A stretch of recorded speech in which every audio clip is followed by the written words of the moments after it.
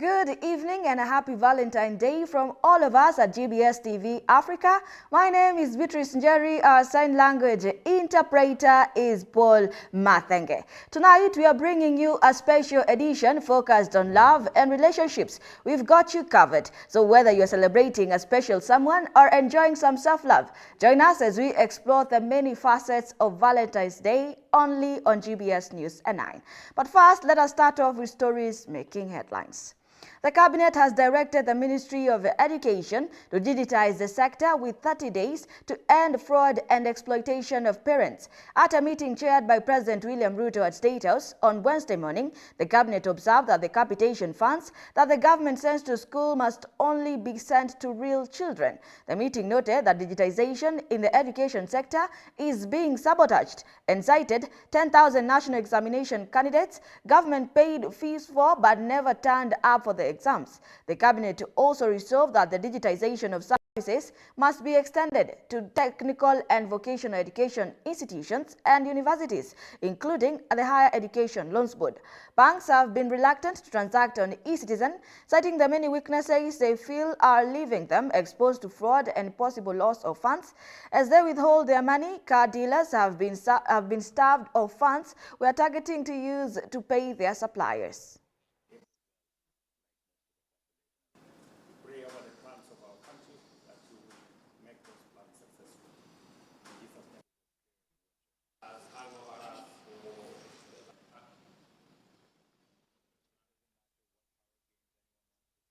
Authorities have recaptured Kevin Kang'ethe, a suspect by U.S. authorities for alleged killing of his girlfriend in Boston. Kang'ethe's daring escape and subsequent arrest shed light on a deeper issue plaguing the nation, a surge in femicide cases, as Kenya grapples with the loss of 13 women in just the second month of the year, calls for action through the National Assembly and streets alike. Susan Ng'ang'a with the details.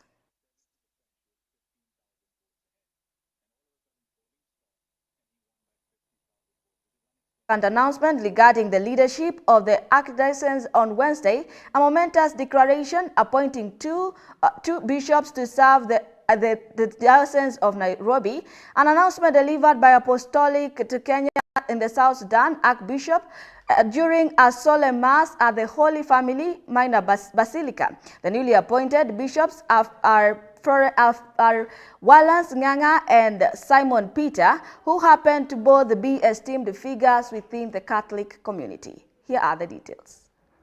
Igno Wallace Ng'ang'a, known for his dedicated service as the Archdiocesan Pastoral Coordinator, is probable to bring a wealth of experience to his new role, having previously served as the father in charge of Christ the King Parish, Embakasi, and currently serving at the Queen of Apostles Parish, Ruaraka, with his commitment to the pastoral care being termed as undeniable.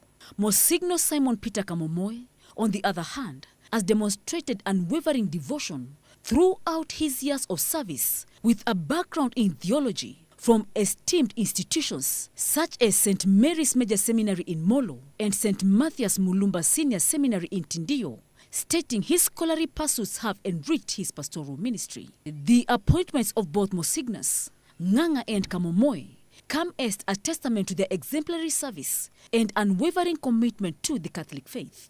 These appointments mark a significant milestone for the Archdiocese of Nairobi as it comes to uphold its mission of spiritual guidance and pastoral care for their congregants, with many extending their heartfelt congratulations to the newly appointed on their new roles, wishing them every success in their endeavors.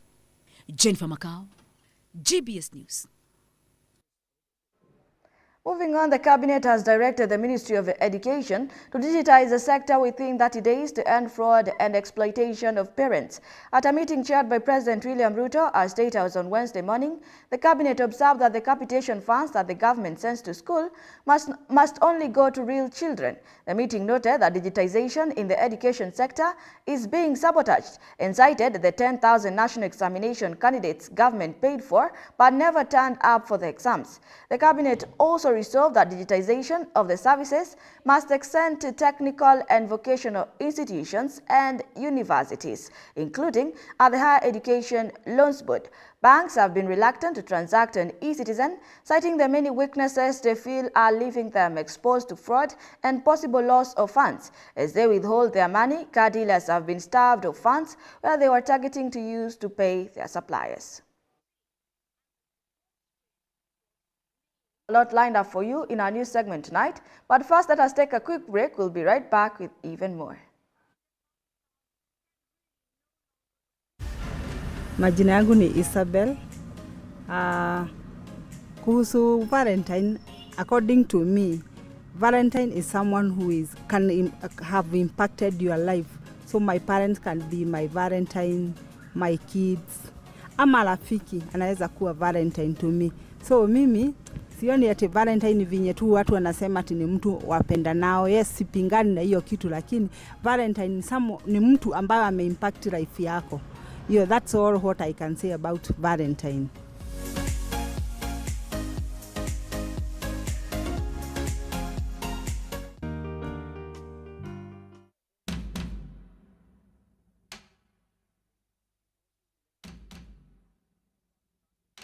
Tulianzanga tuna hii mambo ya mazingira ndio tukafika pia hapa. We also have a hatchery yenye tuliakoa kutoka kwa rais wetu William Ruto.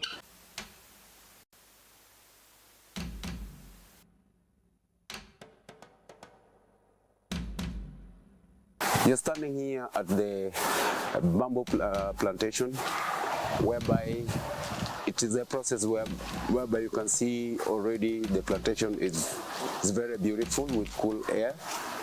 And you can see along the river, we've got a very dirty river here, which is Madare River. That's where we talked about the importance of having this bamboo grass to be planted along the riparian land.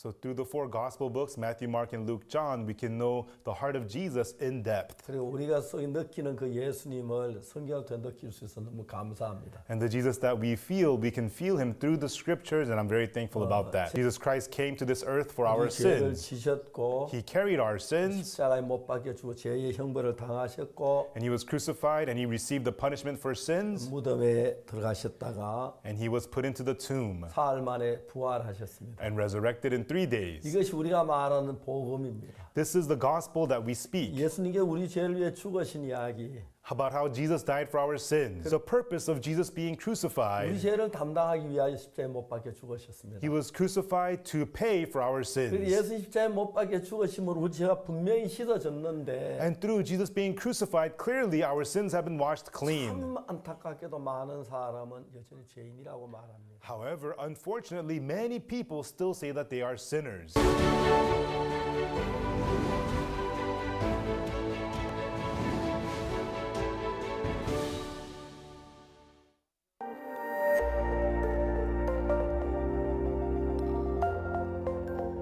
Everywhere, GBS.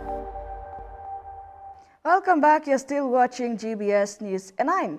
Authorities have recaptured Kevin Kang'ethe, a suspect wanted by U.S. authorities for alleged killing of his girlfriend in Boston. Kang'ethe's daring escape and subsequent arrest shed light on a deeper issue plaguing the nation, a surge in femicide cases, as Kenya grapples with the loss of 13 women in just the second month of the year. Calls for action reverberate through the National Assembly and the streets alike. Susan Nganga with the details. Kenyan police have once again arrested Kevin Kang'ethe, a murder suspect who had escaped from police custody. Kang'ethe aged 41, is wanted by US authorities for allegedly killing his girlfriend in Boston last October. Despite being detained in Kenya awaiting extradition, Kang'ethe managed to flee from a police station in Nairobi last week. However, Nairobi Police Chief Adamson Bungei confirmed that Kang'ethe was recaptured on Tuesday night in Ngong after a 5-day search operation. Upon his rearrest, Kang'ethe was securely transferred to Nairobi in preparation for his arraignment. Police noted that during his time at large, Kang'ethe sought refuge at a relative's residence in the area where he was eventually captured. Stop killing women! Stop killing women! As the world celebrates the Day of Love, the report highlights the recent surge in femicide cases in Kenya, emphasizing the lack of value placed on women's lives. As of the recent report, 13 women have been lost in Kenya just in the second month of the year. This has prompted discussions in the National Assembly about femicide, with lawmakers expressing concerns about the normalization of violence against women. Femicide violates Kenya's women's fundamental constitutional and human rights to life and the freedom from violence. The government of Kenya, through the State Department of Gender and Affirmative Action, must address the discriminatory norms that underpin such violence and send a clear message that femicide will not be tolerated. Mheshimiwa Spika, kama mama county mimi nasema tuweke sheria, mwenye kuua auliwe, mwenye kulawiti mtoto mdogo akatwe dude lake. Mheshimiwa Spika, tusipokwenda namna hiyo, hii watu watakuwa kiendelea kila siku wanalawiti watoto, wanaua kina mama na wao wanakaa wakinywa kahawa wakijisikia vizuri mahali wako. Mheshimiwa Spika, It has not received the attention it does. We don't see the media houses writing the story and putting it on the headlines, because part of the failings is also with the media. There has been no real consequences for killing women. There are no consequences for killing women. If we make the consequences sufficient and high enough and bring it to a much higher attention, to the extent that when someone knows that will not only affect them but also affect their families, then maybe they will think twice about it. We cannot make killing of women a normal issue. It's unacceptable, Madam Speaker. And I want to tell you that any man who kills a woman is a weak man. He's a useless man. He's not worth being called a man, Mr. Speaker. That is the truth of the matter.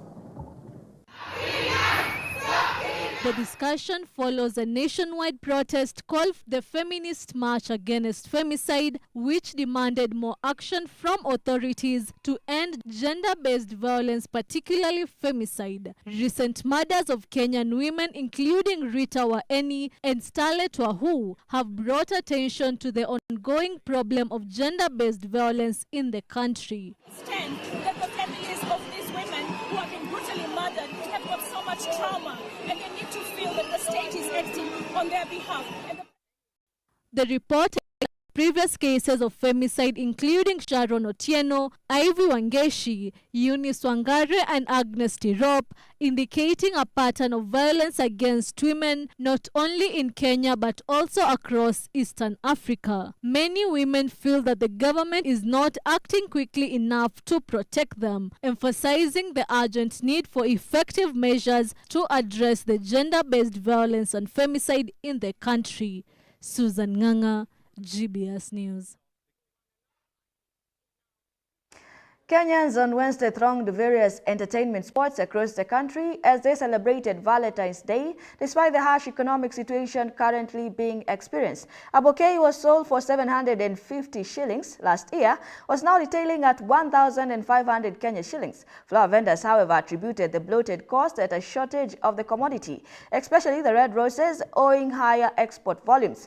Despite this, however, prime spots along major avenues and roadsides in Nairobi were packed with many people celebrating the occasion. Similarly, gift shops spread across the capital, Nairobi, have also recorded increased traffic as Kenyans seized the moment to buy gifts as well as packages for their loved ones. Kenya is a large exporter of cut flowers, with the commodity cherished in Europe as the Middle East markets.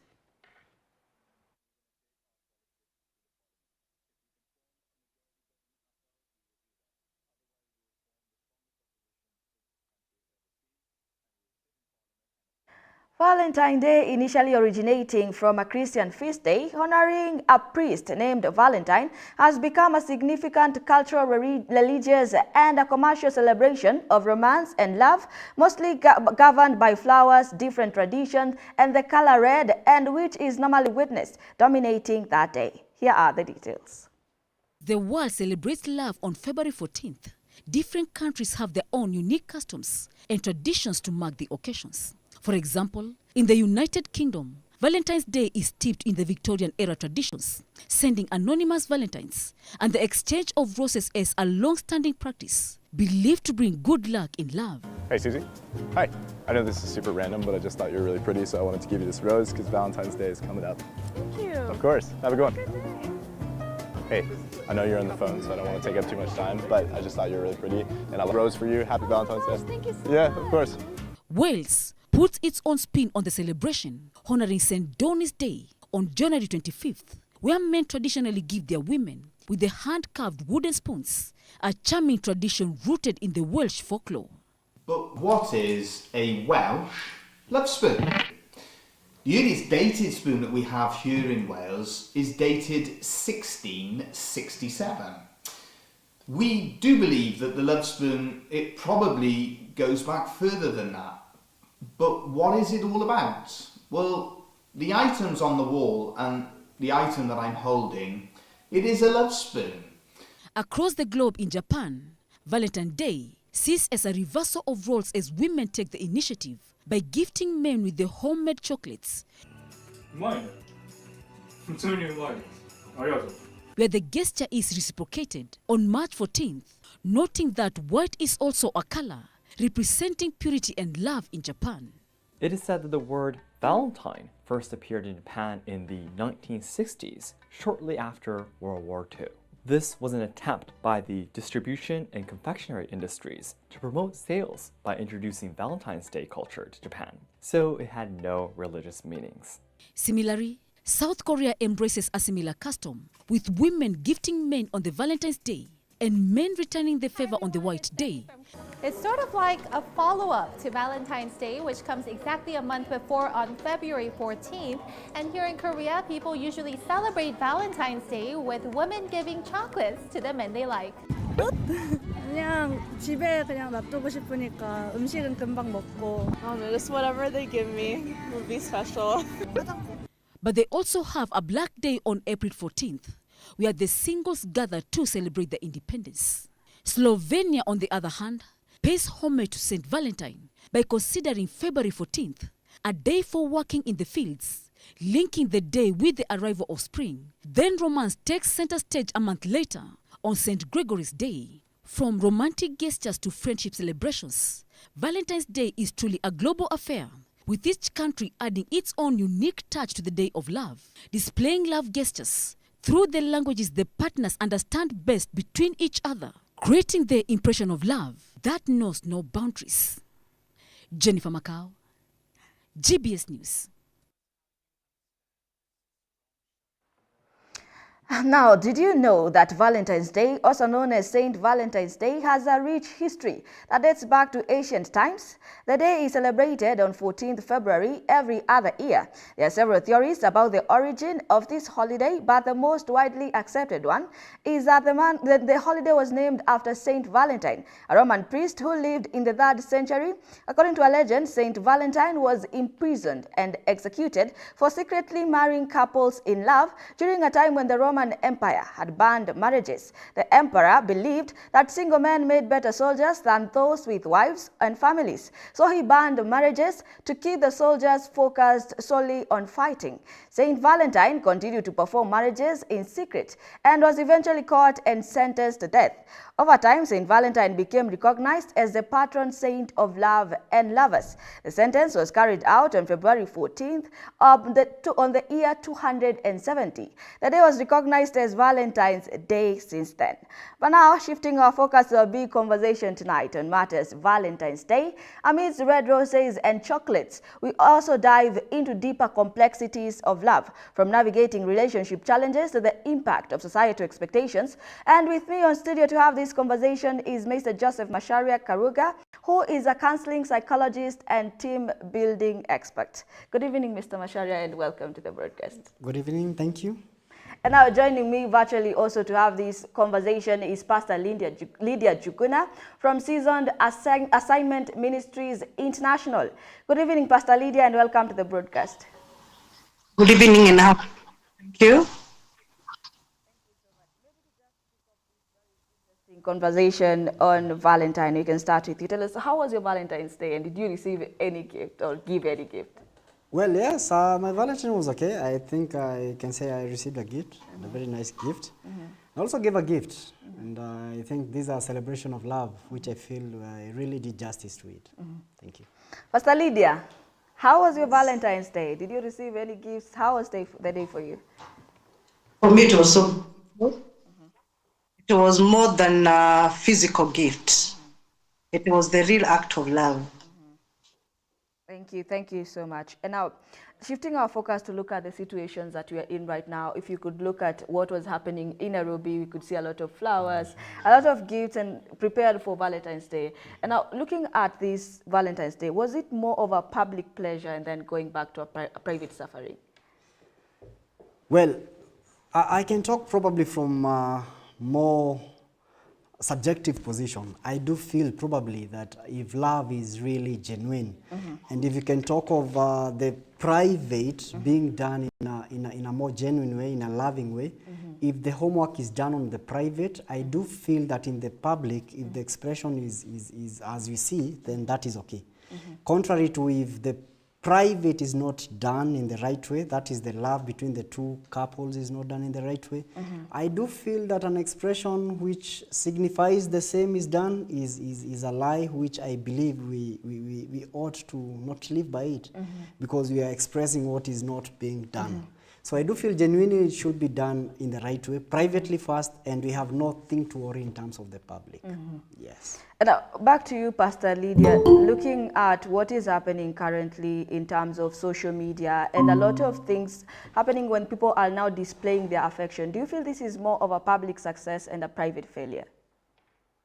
Well, according to what is happening in our today's living, I would feel like this is more of a public show, not a private thing. And because a private, you don't need to the expression that is happening is just to make a statement. Someone who is concerned that God, I moved on like any other person. Like our cat say, if it's in private, then what is happening in public would. Thank you. Thank you so much. And I also see that you're having some of the audio constraints. I believe we are able to check on that as well so that we can be able to have this conversation even much better. And now back to you, looking at the westernization of what has happened, the original African man, and now to what has happened in terms of westernization and men expected to go to the kitchen and cook.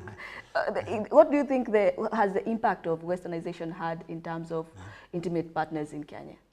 Well, probably I do feel to some extent there's a change or there's an evolution in the way that you're treating love, which should be done, because as much as we have that patriarchal way of which we have always treated love, from a point of definitely we expect the lady to do a certain thing.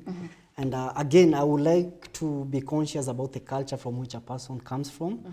Because there are some cultures which are, like if a certain thing needs to be done by a lady, it should be done. But again, westernization has made us to realize that there are moments in where we should have some role exchange where a man can really do something which normally they didn't used to do, a long time ago, like cooking. And well, they can do that when as long as it's something that is an agreement between the family. I do feel to some extent and to a large extent that we should try to make sure that the families that we bring up are an agreement of the values that we want to create and the way that we want to create our love. It's not more of what other people are doing outside. It's more of what we agree and we do that. And if that is done, I do feel there's no harm and it increases even the love.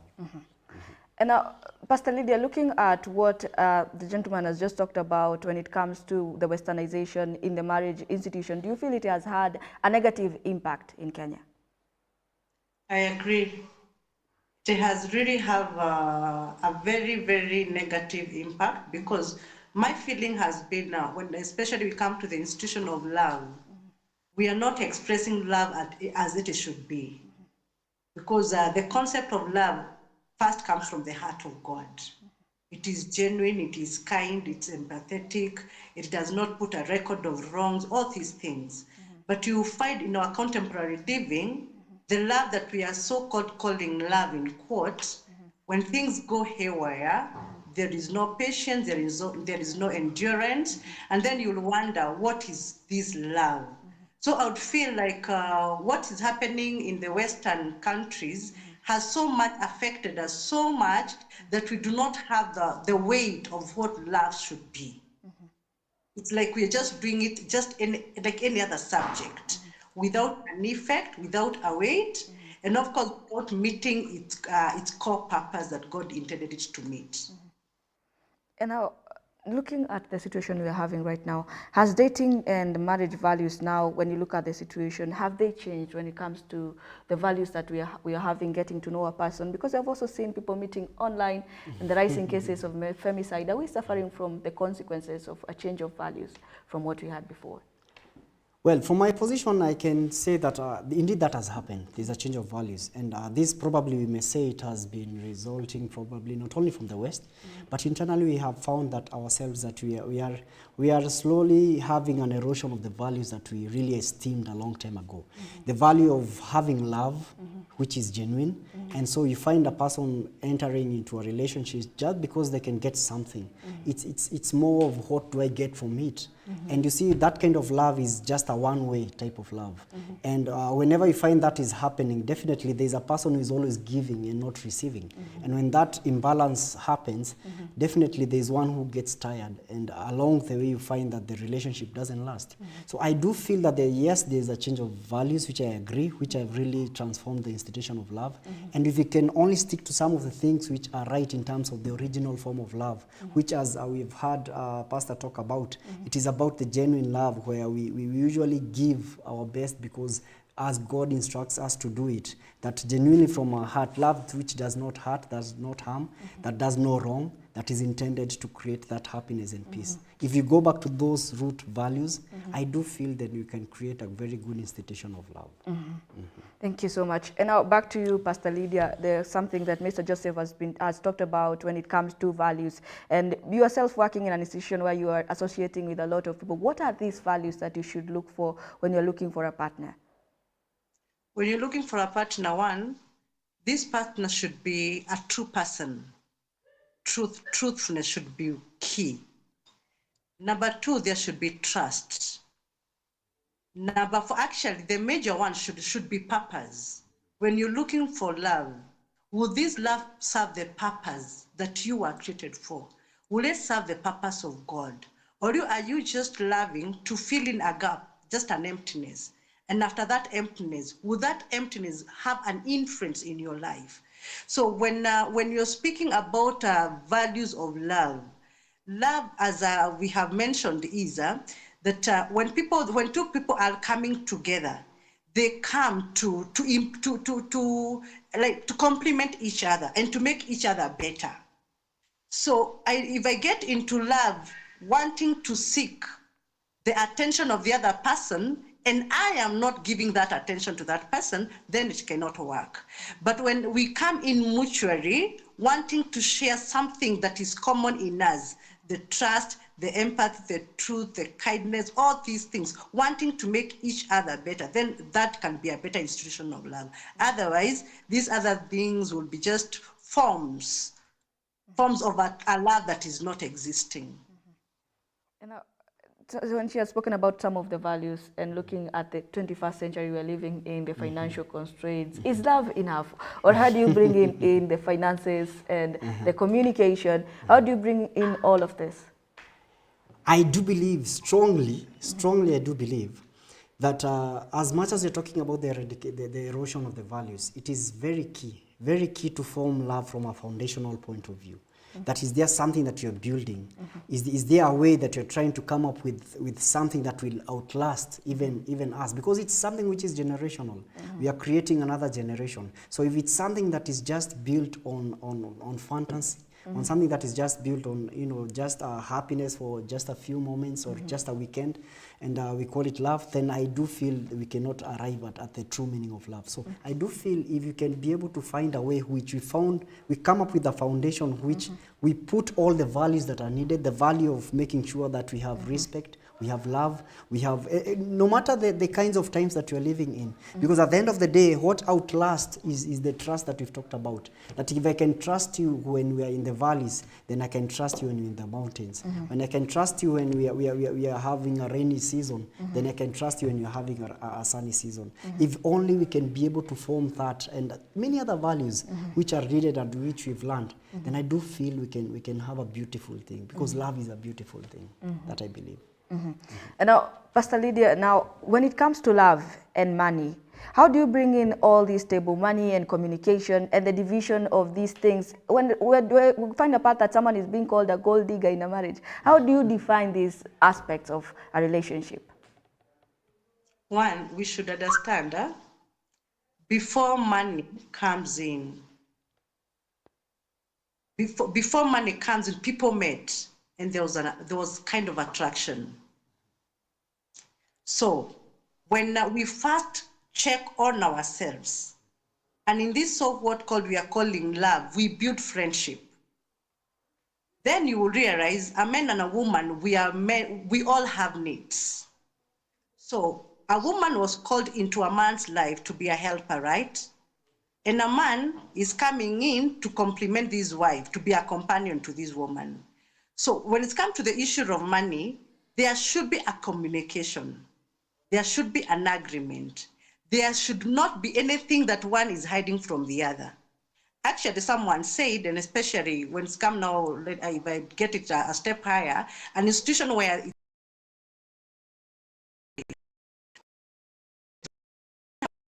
into his life, she's not coming to dig that money, but she's coming to assist that man become. You see, so when we have the attitude of knowing each other, you are in my life or this other person is in my life, because we have a certain goal that we have to achieve. The issue of money, communication will be on our table. We'll be not hiding any, there is nothing that will be a secret to each other. There will be not account that I'll say this, you're not supposed to know what is in this account. Things should be open. Because at that point, when two people are in love, that tells me that there are people who are willing to grow, people who are willing to become, people who are willing to build a kingdom. And you cannot build a kingdom when you hold secret to each other. So that would be my take. And Joseph, I saw you nodding yes to what Pastor was saying. Now, looking at the older generation and the current generation that we're having right now, are you getting a good example of marriages, or is there something that is different? Well, that's a question which can be quite subjective also.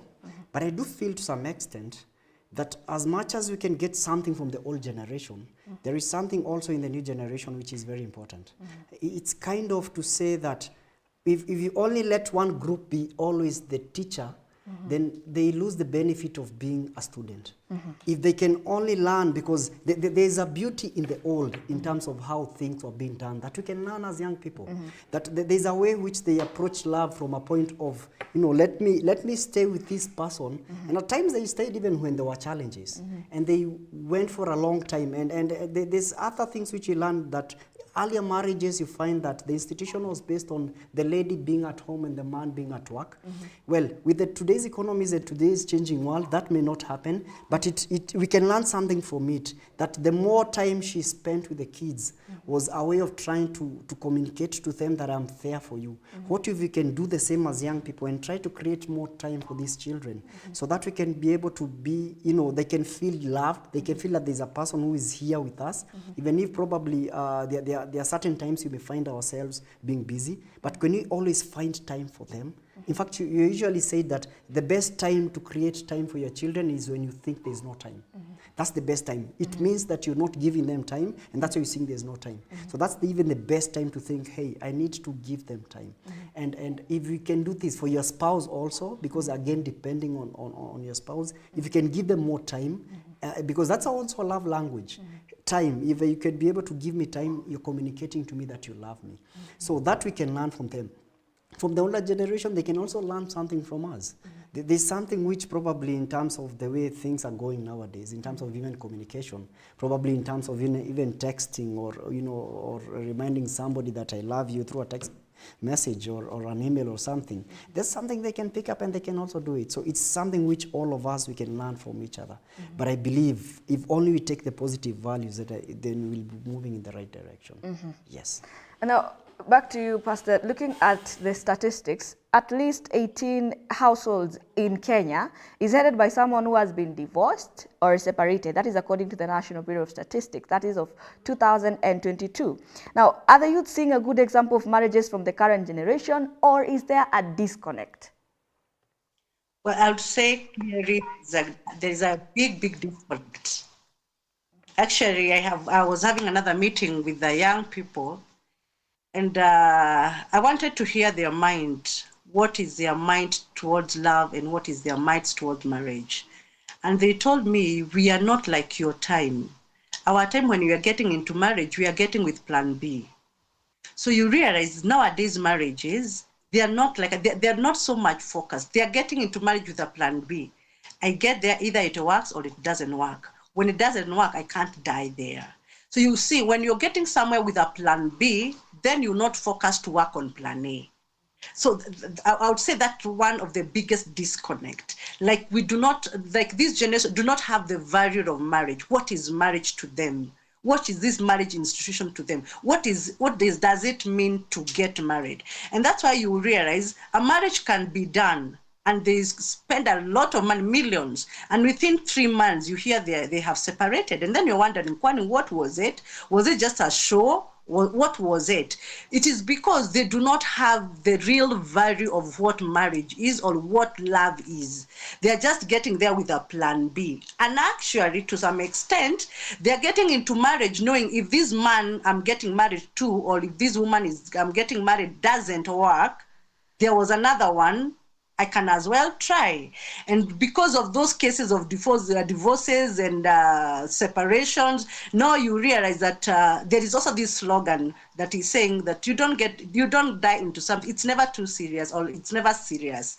So with that aspect again, when they're getting into marriage, they have the aspect it's never serious. So there is I would say a very big disconnect of the marriages that are being formed today. And my heart cries for the marriages today, because you'll find 75 marriages or 100% of the marriages that are done within 3 months, you'll find that 75 have already separated within a span of 3 months. What does that tell you?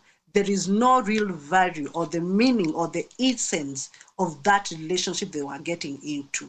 They were just getting into because it's a season, or I want to prove something, or like they don't have the seriousness of what it takes to be. And now, Mr. Joseph, listening to her and being married yourself, and now looking at the situations that we're in, when the realities of relationship, when people come together, is it the looks, is it social media, is it the values? What are these aspects you're looking for in the right person? What are the right aspects that you're looking for in the right person?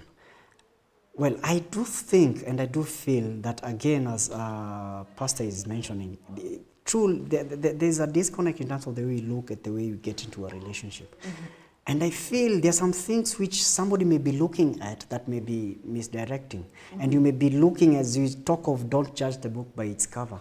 And I really agree with that quote, because I do believe that if you just look at a person and you think that this will be a person I will marry just because of their looks, then it gets to a time where you get into marriage and some of these things change because our bodies are evolving, because we are getting older. And if that is the only thing that you measured, that was the only yardstick for you to get into the marriage, then probably the marriage has a definite end and a sure end that it will fail. So are you looking for the values that you really need in that person? Are you complementing each other and you're feeling that? Definitely there's a part of you that will feel we may grow together. But how is the disparity? Am I getting into a person whom from the word go I felt there is no connection, only that this person was looking after me, probably was buying me lunch or taking me out, and that's why I got with him. But if I got with him because there was a bigger purpose in that we can grow together with him and other positive values that you're mentioning, then there's a higher chance that these marriages cannot be part of the, the 75% we're being told. And you can end up on a percentage of marriages where, because it was built on a good foundation and good purpose, then there's a higher chance of it lasting forever.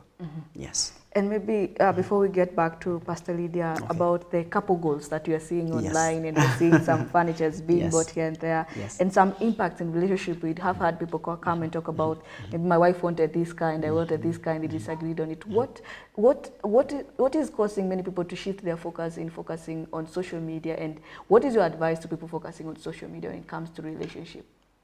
Good. I like saying this, that the setting up of goals is one of the most important things in life. Everybody sets a goal, interesting enough. Everybody does set a goal. And it all depends on how much you follow up this goal to its entirety. Because what I do feel is that we are all destined for greatness in a way that we have all a way which we can get to the place that we want to go in terms of the goals that we keep. But what are these goals? Are they realistic? Are they based on something that we just saw on social media and it's like, well, that couple, they did a wedding of, as we've heard, like 3 million. And I think that's something we want to do. And that's for the show of the public. But are we setting these goals? And I feel goals somehow have a trajectory, that we may set a goal that in 2 months' time, then we may be having a kind of house. Probably we may be in a rental house, a one bedroom, no, not even a one bedroom, even, just a bed sitter. And probably in the next 2 or 3 years, we may have moved a bit further. It's something which is progressional. It's something which you should not be like, you married today and in the next month you want to live in a 4-bedroom house. So let us set goals with at the back of the mind, knowing that it is something achievable, it is something that is right and something that is okay. Not fueled by what we see on the social media, that in a week's time, the lady has been bought, a car, and we are all excited and we are like, I will still do this. Is it achievable? Do you have the means? Is it something that you can be able to do? So let us set our goals on ways which we are looking at. Can we grow together? In fact, there should be more of the holistic growth. That can we grow mentally together? Can we grow spiritually together? Those are the goals we should be setting. Should we grow financially? How should we grow financially? Should we look for an advisor, do circles or such things? I think those are the things which we can grow together in. But not jumping and always wanting within a month we want to be, millionaires and we've just, met. That's how I feel. Yes. Pastor Lydia, I would also like to hear your thoughts when it comes to these so-called couple goals, Instagram couples, and the impact that it is having in marriages and the pressure that comes with it. I'll echo what our pastor is telling us this evening. One, when these people are getting into marriages, they should know that the marriage should not be built up by the social media. I said to some people that the life in the social media is a fake life because it does not project who those people are or the true people that they are. Because we know that with the social media, there are likes, a following, and of course, making money on social media. So for someone who does not understand the vibe that is in the social media, you may end up following that and demanding what you cannot get from that marriage. And I would want to put it across that when people get into marriage with the realization that this is the institution of God, and this was the heart of God from the beginning, that two should come together to procreate or to continue with the procreation of God, then they'll not be carried by the things that are happening on social media. They'll be patient with each other. They'll be kind with each other. Like they'll have the plans, like what our counselor have said. They'll have the goal. They should connect spiritually and physically. They should have targets on what they need to do. And I would also want to put across and say, if there is one institution that has been so much affected, it is the institution of love, the institution of marriage. And you realize when these things are not working, neither the church will not work well and the government will not work well. And you find that everywhere that we are, if marriages are not working, if love is not true, if love is not genuine, then there'll be chaos, there'll be fights, there'll be killings, all those kind of matters will happen when love and marriage is not taken the right way. And you'll find that, like, for example, in the social media, because of these things, you'll get someone got married a month ago, like what our counselor have said, I didn't want to repeat that, and then the 6 months by your discovery or something, you'll get someone and you know that your man can't afford, or the lady that you have can't afford. Do you want to push that agenda?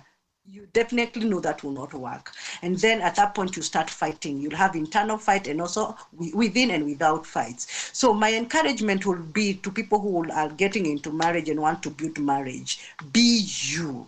I said somewhere else, know yourself. It's good to be authentic. It's good to be real. It's cool to be yourself. It's power to be yourself. When you're yourself and you understand your partner, moving on will be cool. You'll be patient with each other. You will grow, like I said, together. You'll flourish and you will become. You'll be established. But when you start comparing your life with so and so or with who and there, those kind of things, it will not go where. It will just crap down, it will corrupt, and that relationship will die. So social media, if we are not careful, the life there is not real. Actually, when I'm getting to social media, I'll have to make sure I've put all the makeups. I'll have to look good for the social media. So people should understand there is a life in social media, but also there is a life behind the scene. And the behind the scene is the reality. Live in reality. Build up a home, an institution of God. Seek to know what is the purpose of God in that marriage. Why has God brought you together? What is the purpose does he want you to fulfill? That way you'll get focused to that purpose. That way you'll work out to fulfill the mandate of that marriage. You will plan, you will discuss, you'll have communication, and also you'll pray together to seek what you need to become.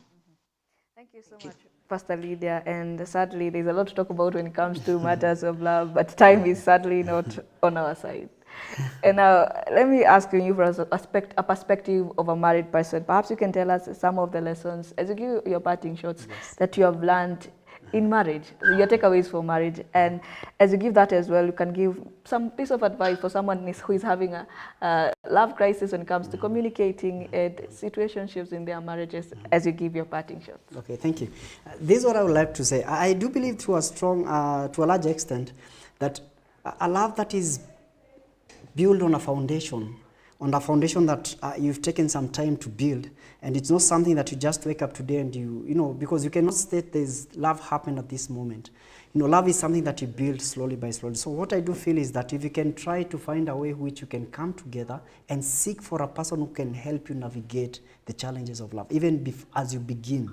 I'm talking about even visiting a counselor, because I've had sessions with couples who are intending to get married. And one of the things which you do try to take them through is we take them through personalities, because if you can understand a person's personality, you know that they are peaceful, phlegmatic, that they may not mention some things which they need to mention at this time, then I'll be able to understand them and help them. So if you can be able to start from a point of getting a person who can help us navigate and know ourselves better, that's a counselor or a person who is an elder, it's a person whom we can trust. I think these are some of the people who can help us to navigate. Some of these challenges of communication, I usually do say, always make it as quick as quick as possible, or as often as possible.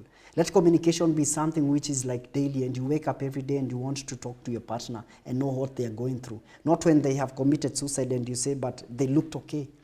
Allow yourself to daily even ask. At times it's not easy to ask them because I'm in a marriage and I know that. And it's not easy to ask your partner, how are things going at times. You may want also at times you find yourself keeping quiet and both of you are keeping quiet and issues escalate. And by the time you are at a point you can deal or do something, it's already, at a point where, so many things cannot be salvaged. But allow yourself to always ask, what is it? Learn your partner's love language, lastly, and knowing their love language is very important. There are people who love just to feel at least you can even focus on them. Is it physical? Probably they need a hug. And you may provide gifts, so many of them, but probably they need to feel hugged. And you may be even sending the wrong love language. So let us try to love that more and to learn that more and know how we can be able to know our partner in and out. They know us in and out, and you create a beautiful thing. Because as I said, love is a very beautiful thing. Thank you very much. And now to you, Pastor Lydia, perhaps you can give your parting shot and your word of advice for someone going through a love crisis. One thing I would want to say is that, like what our counselor have said, love is a nice thing. Everyone is seeking to be loved. When love is done in the right environment, the right way, I'm telling you, we can create a world that is so beautiful. Love, it's not just a love between couples. Love needs to be extended to our family members, to our neighbors, to everyone that we meet across. Just that aspect of concern, care, attention, like what has been said, when we extend love, we can make our world a beautiful place to be in. So love is a beautiful thing if we do it the right way. And the right way, it says that love is kind. We should know the aspect of love, what love entails. It does not keep a record of wrongs. And we are living in the days where someone is just, when you just get wronged, you escalate things to another, I don't know where. So we need to just know that love, it does not keep a record of wrong. And also like what we've been saying, when people are coming together, another thing, we should know they're not coming from the same mother, neither from the same background, neither from the same culture. So people should be patient with each other, to know each other, understand each other. Our counselor have said, learn and understand each love language, how it needs to be expressed. But more so, when people are going through situation, they should also get an environment where they can speak out.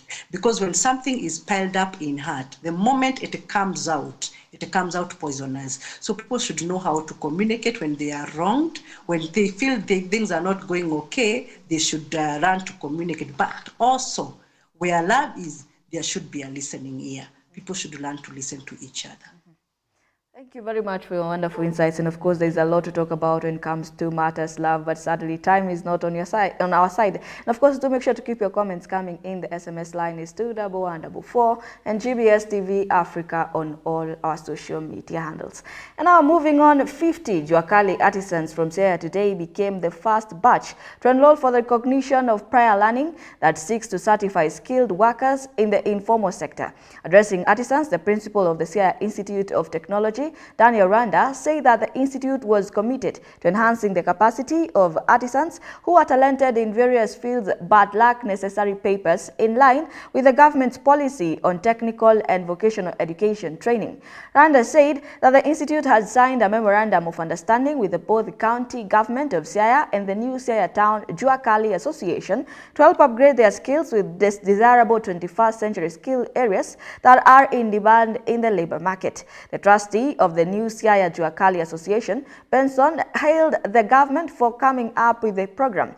Nyagor further hailed the county government of Siaya for sponsoring the first batch of the trainees and pledged not to be disappointed. The secretary of the association, Dennis Omondi Apondi, lamented that local artisans have missed on several opportunities, including opening in foreign countries due to lack of certificates. On various skill areas, such as bodyworks and spray painting, tinsmith, welding and fabrication, carpentry and joinery, mechanics, that is automotive, and also in masonry. This was concluded when we signed an MOU and a collaboration, because as at now, there are transformation in the TVET subsector to scale our youths with the desirable 21st century skill areas, which will be providing available job market and labor demand. As you are aware, SIA Institute is offering CBET courses or short courses which are examined by CDAC at various levels, level 3, level 4, level 5, level 6. And also we have developed RPL policy in line with the government RPL policy, which was just signed a few months ago, to equip our Juakali youngsters with certification of competency. The Cabinet has today approved the privatization of 6 state corporations, including 5 hotels and 1 bank. A dispatch released after a Cabinet meeting held on Wednesday, the 14th of February, showed that the government is planning to divest from development banks of Kenya. Here is our story and more in business. The Cabinet has today approved the sale of 6 more state-owned enterprises, following a meeting chaired by President William Ruto at State House, Nairobi, bringing the total number of entities said to be privatized to 17. The 6 enterprises include privatization of Development Bank of Kenya. Others earmarked for privatization are Golf Hotel Limited, Sunset Hotel Limited, Mount Elgon Lodge Limited, and Kabarunet Hotel Limited. Hotels under the Kenya Safari Lodges and Hotels Limited, which are Mombasa Beach Hotel, Ngulia Safari Lodge, and Voi Safari Lodge will also be sold. According to the Cabinet, the move is expected to stimulate the expansion of the country's hospitality industry and grow the individual units through private sector investment.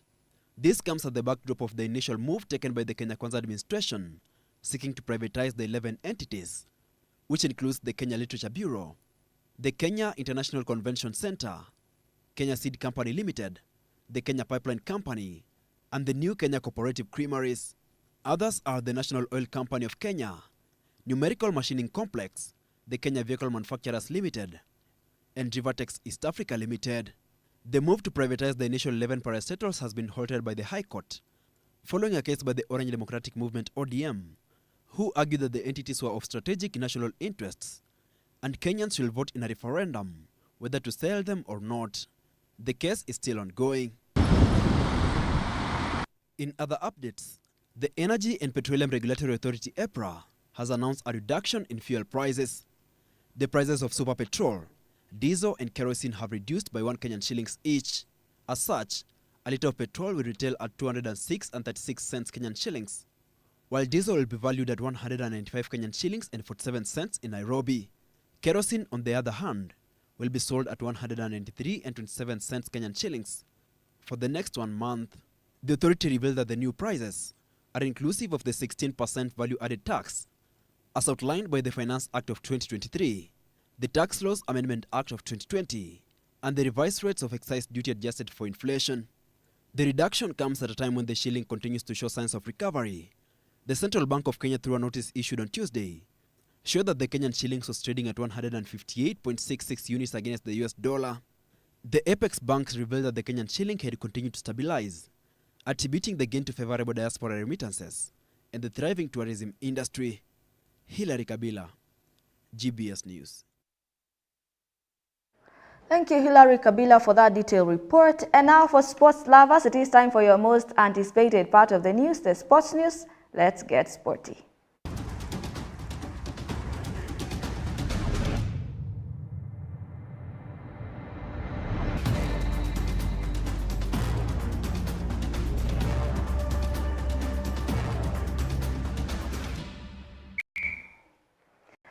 In a significant development for motorsport enthusiasts and the wider community, the Safari Rally is set to remain a prominent fixture in the World Rally Championship circuit. In collaboration with the WRC Safari Rally team, the government is undertaking concerted efforts to build a sustainable ecosystem around this iconic event, ensuring its longevity and impact. Cabinet Secretary for Youth Affairs, Creative Economy and Sports, Honorable Babu Namwamba, highlighted the imperative of infusing the rally with the quintessential Kenyan spirit reminiscent of its golden years. He articulated the need for transition from the current scenario where foreign drivers transitently grace the Kenyan soil to an era where Kenyan drivers participate and compete at the highest level like the old days. Beyond its sporting significance, the Safari Rally is envisioned as a catalyst for socio-economic transformation, aligning with the government bottom-up economic agenda. Cabinet Secretary Namwamba explained the Hustler Bazaar, where Kenyan traders can make some money within the rally ecosystem, artists can perform and be part of the whole experience, and make sure the big money that comes into the event trickles down into the pockets of ordinary people. This would ensure the event's economic windfall trickles to the grassroots level. Inviting the spectators to be on the road, they can queue on the road but avoid being on the center of the road. We'll go to Kasarani on Thursday. We will do one stage in Kasarani, which is what we call super special stage. That's why we have 2 cars running at the same time, competing with the 2 kilometers on each track. We are not giving out any passes for anybody to go and watch those cars. You don't need a pass, you don't need a sticker, you just need to drive and stay out of the track. For this particular event, of course, we're expecting bigger, better, swankier, more fun, more funny, more people engagement, safer, and also to see a stronger Kenyan flavor with a bigger support from KCB. And so all around a better experience and better branding for the country with the normal or anticipated economic spin-offs, that a lot of positive economic spin-offs from that. We certainly want to get back to those days when you had Kenyan drivers not only participate. Moving on, the last few days have presented challenges for athletics across the world and Kenya in general upon learning of the passing of the national hero and athletics icon Kevin Kiptum. His demise reverberated globally, prompting inquiries and reflection. Notably, an emotional resonant piece authored in 2011 following the tragic loss of the legendary Samuel Wanjiru has resurfaced, revealing enduring concerns shared then and now. In his tribute to the late Kevin Kiptum, the Kenyan Vision 2030 director Kenneth Mwike notes that it is evident that there remains much to be accomplished for Kenyan's local athletes who present the country in the global stage.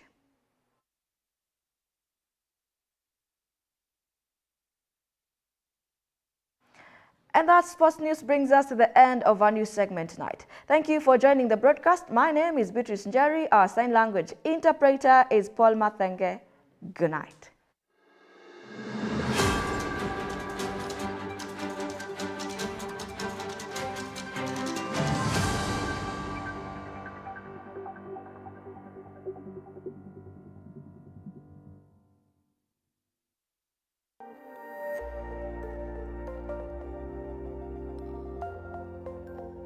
Everywhere, GBS.